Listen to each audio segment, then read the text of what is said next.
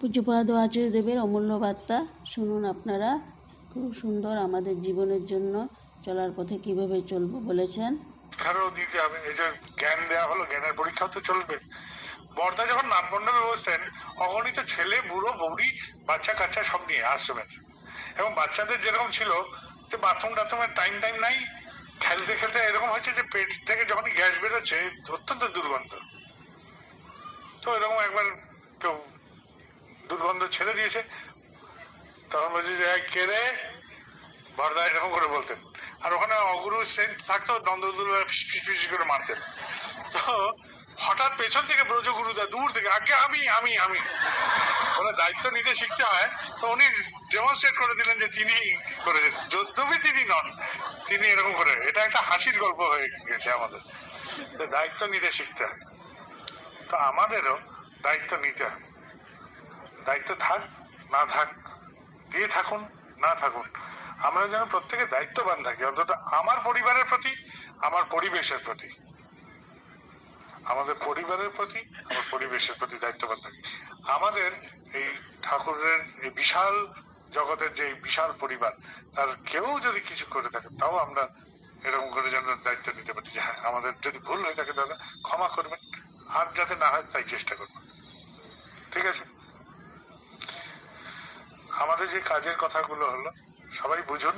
আমি এই জন্য বলছি, উপযোজনা কেন্দ্র ভিত্তিক যাজন প্রক্রিয়া হলে এই ধরনের অসামঞ্জস্য জিনিসের প্রাদুর্ভাব কম হবে।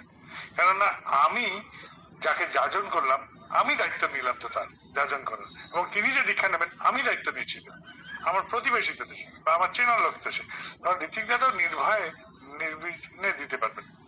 তাই অনুষ্ঠানগুলো একটা জমায়েত এরকম না করে আমরা নিরন্তর 365 দিনের ঘরে ঘরে ঘুরে ঘুরে এরকম কার্যক্রমের করতে পারি, তাহলে অনেক জিনিস সামঞ্জস্যে চলে আসবে। তাই নয় কি? ভেবে দেখেন তো, এই জিনিস আর হবে? তাহলে যাজনটা ঠিকঠাক হবে, কেননা তুমি দায়িত্ব নিচ্ছ তোমার পরিবেশের, এবং দায়িত্ব নিয়ে তুমি কি করছো, যাকে যাজন করছো তাকেও বোঝাচ্ছ, তুমি যা বুঝেছো তাই বোঝাচ্ছ, উল্টো পাল্টা তো বোঝাতে পারবে না। উৎসবের দিন আমি চাই যে কোনো দীক্ষা যেন না হয়, আমি চাই উৎসবের জিরো দীক্ষা হোক, তার আগেই দীক্ষাগুলো হোক। প্রত্যেকের কার্যক্রমের দীক্ষা আগে হতে দেন। উৎসবের দিন আমরা আনন্দ করতে এসেছি, উৎসবের দিন আমরা আনন্দ করতে এসেছি। আমি গেছিলাম আসামে, তো ওইখানে কলিয়াবর বলে একটা জায়গায় উৎসব হচ্ছিল। সে জায়গাটা নোম্যান্স ল্যান্ড, একটা হাইওয়ে যাচ্ছে, 4 লেন 6 লেন হাইওয়ে চওড়া, তার পাশে একটা বিশাল মাঠ। আচার্যদেবের ইচ্ছা আছে কলিয়াবরে উৎসব করে, তাহলে পুরো আপার আসামের আর এইদিকে সবাই এসে ওখানে করতে পারে। আমি তো গিয়ে অবাক, সে 10 কিলোমিটার লম্বা এরকম একটা পথ, পুরো ভর্তি, পুরো মানে একদম বন্ধ, খালি পার্কিং, একদম 10 কিলোমিটার এপার থেকে ওপার, আর সবাই কীর্তন করতে করতে গান করতে করতে ওই উৎসব প্রাঙ্গণে যাচ্ছে। সব উৎসবে হয় একটা আনন্দ বাজার, ওই উৎসবে গিয়ে দেখলাম 4টে আনন্দ বাজার, 4টে কোণে 4টে আনন্দ বাজার করেছে, যাতে কোনো লোক প্রসাদ থেকে বঞ্চিত না হয়, সেরকম করে অর্গানাইজ করেছে। এবং সবাই এলো, উৎসব করলো, আনন্দ করলো, ফেরত চলে গেল। কিন্তু আমি যেটা বলতে চাচ্ছি, যে এইরকম করে যে অর্গানাইজ করতে গেলে যে ক্ষমতার দরকার বা যে একানুরক্তি থাকা দরকার, যে আচার্যদেবের ইচ্ছা আছে সবাই করেছেন, এইটাই হচ্ছে প্রাপ্তি, এটাই প্রাপ্তি ছিল, কোনো প্রশ্ন নেই। কেন ওই মাঠে, কেন ওইখানে? কিন্তু দেখা গেল অগণিত মানুষ, এমনকি দেশের যিনি মুখ্যমন্ত্রী, তিনি ইষ্টভীতি সংক্রান্ত বললেন যে আমি ইষ্টভীতি করে এই উপকার পাচ্ছি, আমি রোজ ইষ্টভীতি করি, আমি এইভাবে চলি। ওখানে যিনি বিশিষ্ট মন্ত্রী, তিনি বললেন 52 সালে ঠাকুর বলেছিলেন এই কথা, আমি ঠাকুর ধরে এই পাচ্ছি। মঞ্চে দাঁড়িয়ে খালি ঠাকুরের কথা, কোনো অন্য কোনো প্রসঙ্গ নয়, কেবল ঠাকুরের দয়ার কথা। আর দর্শকরাও তাদের কথা শুনলো যে তারা ঠাকুরের কথা বলছে, পরিবেশন করছে। যখন তাদের আসার সময় হলো, এক ঋত্বিক দাদা বলছে যে আপনি যদি হেলিকপ্টার এখানে নামান ধুলো উঠবে, আনন্দবাজারের ধুলোময় হয়ে যাবে, আপনি দয়া করে দূরে যদি নামান ভালো হয়। তিনি এক কথাতে 5 কিলোমিটার দূরে এক জায়গায় ল্যান্ড করলেন, ওখান থেকে গাড়ি করে এলেন, এসে উৎসব প্রাঙ্গণে ঢুকলেন। তো একটা ঠাকুরের ঋত্বিক, একটা ঠাকুরের মানুষ, এরকম করে যেন আমরা বলতে পারি বিশিষ্ট জন আসতে পারেন, আমি যেন নুব্জ না টান করে বলতে পারি, কেননা আমি তো ঠাকুর তোমাকে পরিবেশন করছি, বুঝতে পারছেন?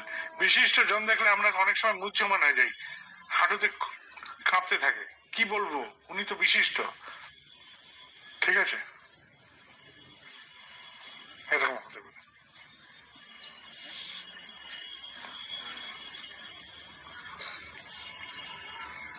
আমার এইটুকু কথা ছিল, আপনারা বুঝুন আপনার পরিবার আপনার ঠাকুর নিয়ে কিভাবে চলবে, এটাই ভেবে বাড়ি ফিরুন।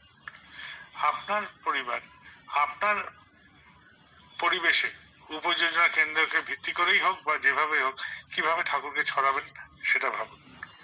এই ভাবনা নিয়ে বাড়ি ফিরুন। যদি আমার বলাটা তাহলে সার্থক হবে। আমরা বলতে যাবেন না, সবটাতে আমি এবং আমি আমি কি করবো, এই এই পরিমণ্ডলীতে আমার কি করণীয় আছে সেটা ভাবুন এবং সেটাই করুন।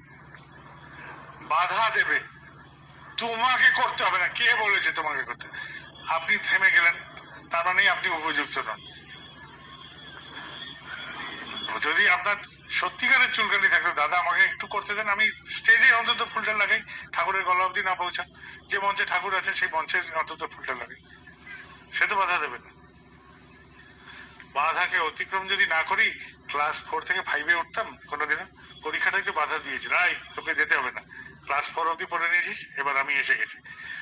ওই বাধাটাকে অতিক্রম করে পাশ করে আমি 5-এ উঠেছিলাম। 5 থেকে 6-এ উত্তীর্ণ ওই পরীক্ষাটাই এসে বাধা দিয়েছিল, আবার আমি তাকেও উত্তীর্ণ করে পেরেছি। এইরকম করে এগিয়ে যাওয়া, পড়াশোনার ক্ষেত্রে যেরকম, জীবনের ক্ষেত্রে সেরকম। যে কাজ করতে গেলে বাধা পেয়ে আপনি ক্ষীণ হয়ে যাচ্ছেন, বুঝবেন যে এই কাজটা আমার জন্য ছিল না, এই কাজটা আমার জন্য ছিলই না, আমি এটার জন্য উপযুক্তই নেই। ঠিক আছে, আমার এইটুকুই কথা ছিল। আর একটা কথা, যাজন করতে গেলে একটু মনটা বোঝার দরকার। খুব